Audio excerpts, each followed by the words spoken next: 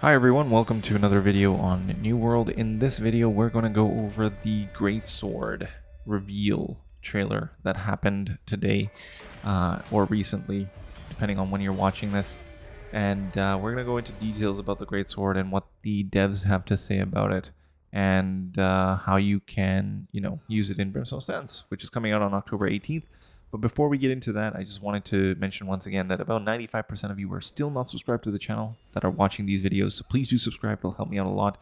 And don't forget to leave a comment depending on what you thought and with respect to the questions that I ask in this video. And you want to watch it till the end because I do go over everything that they discussed.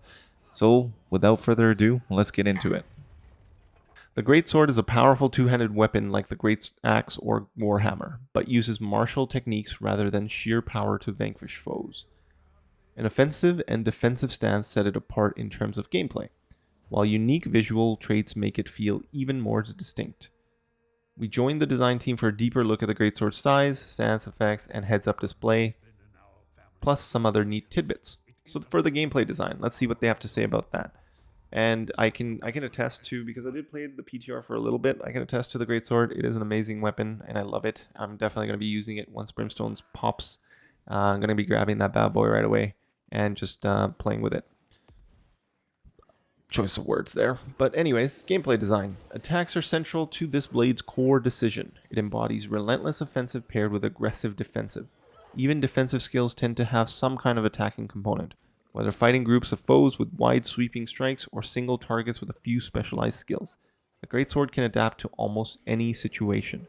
The stances also give players more freedom for versatile tactics regarding their preferred playstyle.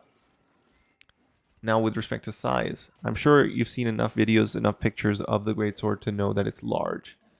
The size was a result of desire and practicality. The design team wanted a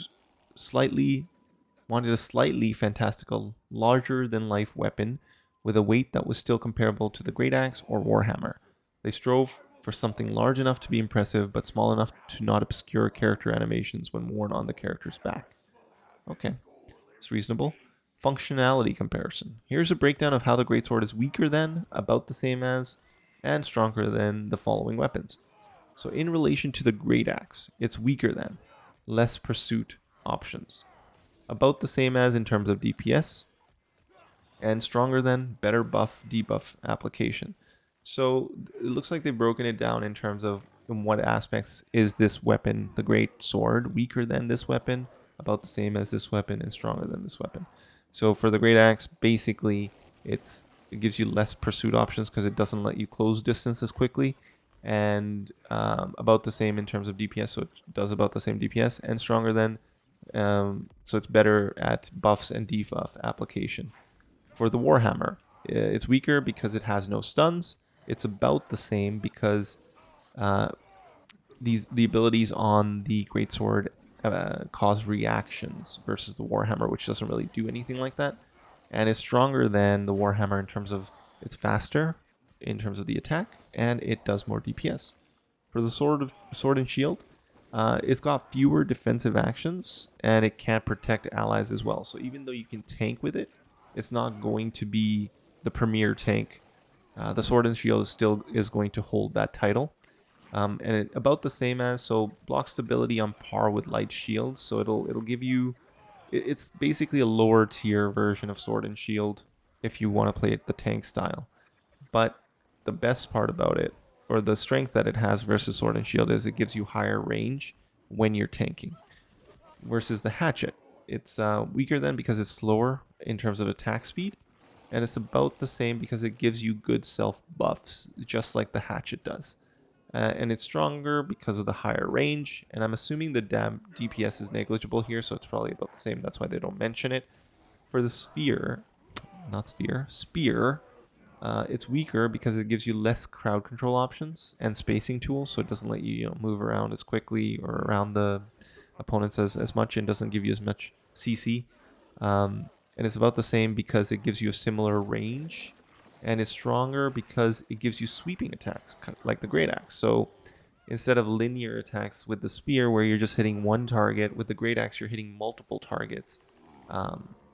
So I don't see the point of this discussion, honestly, but I can see why it's important to have, I guess, in a way, because it does make you think about the Greatsword and its relation to the other weapons. I never would have thought about the relation to the other weapons if not for this functionality comparison that they do. And I think it's pretty interesting, but honestly, I don't really see the point of it, because it basically mentions things that you would know intuitively if you use the other weapons, and you wouldn't really need to think about.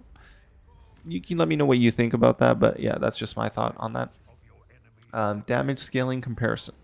The team wanted to push the unique aspects of the Greatsword further through even strength and dexterity damage scaling. This allows players more flexibility when choosing a secondary weapon. So for the Greatsword, for example, the damage scaling comparison is 80% strength, 80% dexterity. So it only increases a certain amount. It increases the same amount for both. So in that sense, it doesn't matter where you put your points. For the Great Axe, 100% with strength, and Warhammer is the same thing. For Sword and Hatchet, strength did 90% and dexterity did 65%.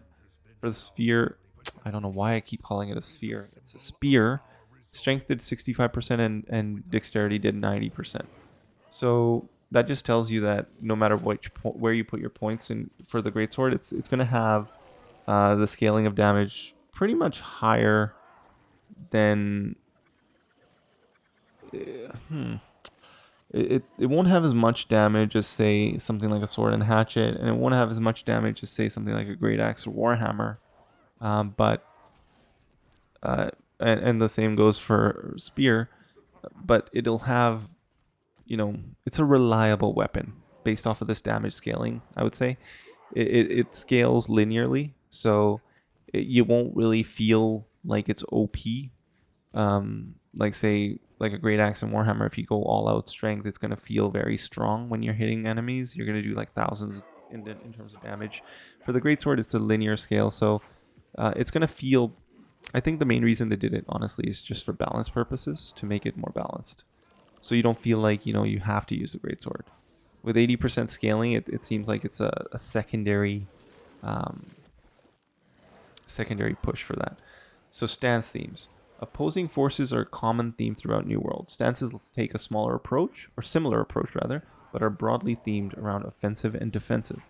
Additional themes include angelic and demonic, fire and water, barbarian and knight, yin and yang, order and chaos. So stance, visuals, and HUD, which is HUD's heads-up display for those of you that are not familiar, which I'm pretty sure everyone is. Stance differences are primarily depicted through visual effects. This helps the player immediately recognize their active stance based on color. The HUD reinforces stance indicators with small icons, almost like a backup rather than the main expression of the stance.